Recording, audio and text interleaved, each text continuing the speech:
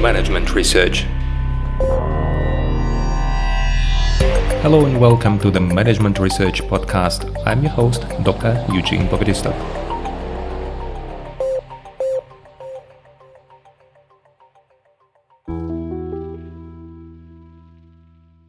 Hello and welcome to the next episode in my podcast. The last mini-series is dedicated to the field of strategic management. In the previous episodes, we talked about what is strategy, what are the three pillars of strategy, and what kind of strategy you need for-profit and non-profit organizations. In my today's episode, I'm going to talk about the environmental analysis. This analysis is necessary if you decide whether you are going to join a market or not join the market. And in this event, we talk not about the competition on the market, but we talk about the market at all, market on average. And there are different types of analysis that you can run. I'm familiar with one of them. I'm also a big opponent of this type of analysis, but interestingly, we don't have something better at the moment. And this type of analysis is called the PEST analysis. PEST stands for the abbreviation from political, economic, social, and technological factors. It means, for instance, if you decide to join a new market, for instance the Taiwanese market, or if you want to join the Ukrainian market, you want to understand whether it's worth it joining this market or not. It means that the factors that you're going to investigate, they will be valid for all different industries and for all different firms, also for your competitors. In this event, it is important to understand whether it's worth it joining this market and whether your competitors will also see this market as interesting for their products. If we talk about the PEST analysis, actually there are different abbreviations. We have the PESTL and PESTL analysis, where they are also legal or environmental or ecological factors. Actually, I like the initial version, the PEST analysis. Political, economic, societal or social and technological factors. You have to look at these four big fields in order to understand whether the market is attractive. If you look at the political factors, you mostly look at several things. The first one, you look at the legislation. I know that some people who say that PEST analysis should be called PESTL analysis because L legal should be treated as a separate factor. I don't know why that should be the case. Because the law is made by the parliament and parliament is the matter of politics. That is why, as to me, the PEST analysis is already all-inclusive factors, and I don't know why you should separate several factors into additional factors. In the event of political factors, you look at the political forces, what is going on in the country. And if you look, for instance, in the different situations, if you look at different markets like the US market, you may assume what is going to happen if all of a sudden Trump is going to become the next president of the US. It will probably shape how the firms will be treated, it will shape how the international firms will be treated, it will shape the international and national policy, taxation, and many other factors. It means that if you think about joining the market, you need to think about how the market is going to evolve and what kind of forces are going to drive this market, what kind of political forces. If you look at the Austrian market, we don't know whether the populist will come to power.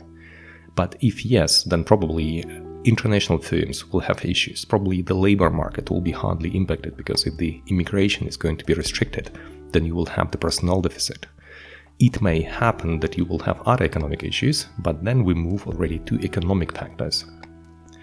The economic factors are usually or have to be separated from political factors, although as you see they are related because policy may have impact on the labor.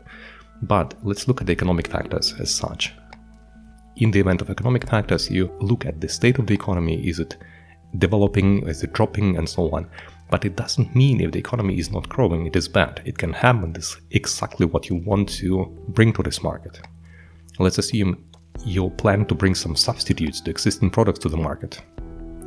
If the economic situation is not good, then probably substitutes that are usually cheaper will get more power, will be more interesting for the customers than the current competitive products. Then we look at the social factors, and sometimes we call them social and cultural factors, which assumes that some things may not be interesting for the market because of cultural issues or because of the societal issues. There are several sub-factors that can be treated with this social factor. For instance, the demographics will also be there.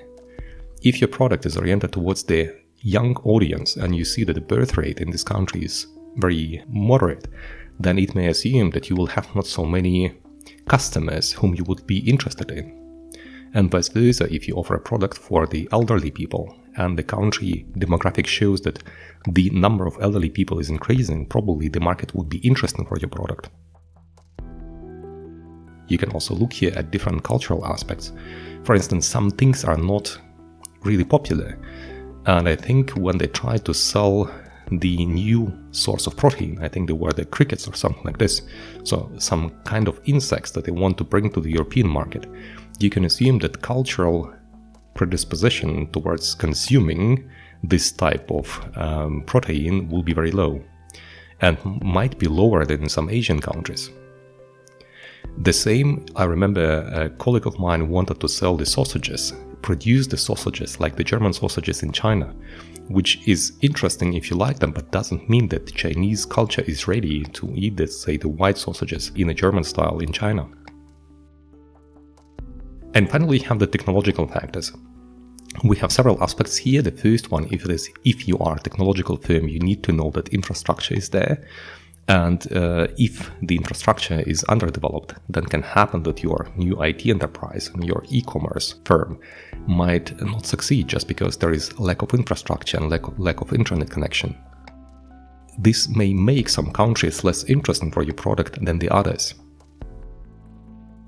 But here we come to the main issues with this analysis. As you have seen, you can go in each factor to different sub-factors, and there are too many. If you look at the politics, you may look at the municipal politics, you may look at the national politics, at the federal state level politics, and you will see they may be very different. For instance, in Germany, the left-wing parties, the social and communist parties, they are like more popular in cities but less popular in villages, which may mean that the facts that you will analyze will be highly skewed and will depend on where exactly you want to go with your product. Again, what about the politics that is happening right now and politics that might change? It's very hard to predict what kind of political parties will come to power. It's hard to predict what kind of coalitions they will form, and it is the case where it is hard to predict who is going to be responsible for policies that will impact your product. Will it be the Green Party that is usually prohibiting everything, or the Liberal Party that is actually a Freie Demokratische Partei that is probably going to allow everything, and you don't know how in this coalition the ministries will be distributed. The same applies to all these four factors, to political, economic, societal or social and technological factors.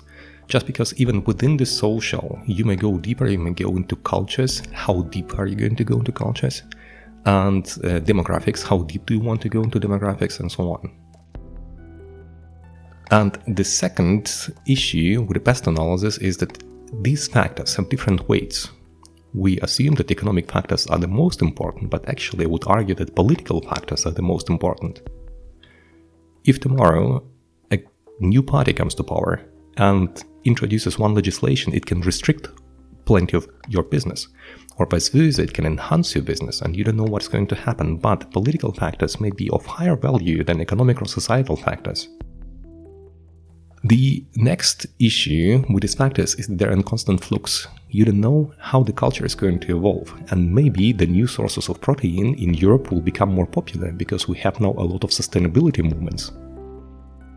We have now movements that try to restrict the consumption of meat, and maybe in this event, the cultural predisposition concerning different insect sorts of protein will change. The fourth issue already with the PEST analysis is that it focuses only the environments, whereas the customers are of great importance and they are kind of largely ignored. You treat them all equal. The competitors are not included into this analysis because if the market is attractive, it will be attractive also for your competitors. And suppliers are of great importance, and you cannot find suppliers in these four factors: the political, economic, societal or social, and technological. But you have also some advantages that are accompanying the PEST analysis. For instance, it is very broad. And it may help you to notice some trends that you would have not noticed if you made only the industry analysis. So in the event of environmental analysis, you can notice that there is a huge trend towards preventing the climate change. And for the car producers, if they had focused only on their industry, they wouldn't have noticed that there is a big trend that is against the CO2 emission and for the electric vehicles. So this analysis can have also some advantages. As you see, I'm a big opponent of this analysis because it's very vague, because people ignore the weights of the factors, because it's almost impossible to include all the factors. But still, it is one of the best tools that we have for the environmental analysis. If we want to understand the market we're going to, we need to run this analysis, although it is far away from being perfect. I hope it was interesting, and I hope next time you can analyze your environment before you start your business, and this will help you to become successful. Wish you all the best, and I'll see you in the next episode. Bye bye.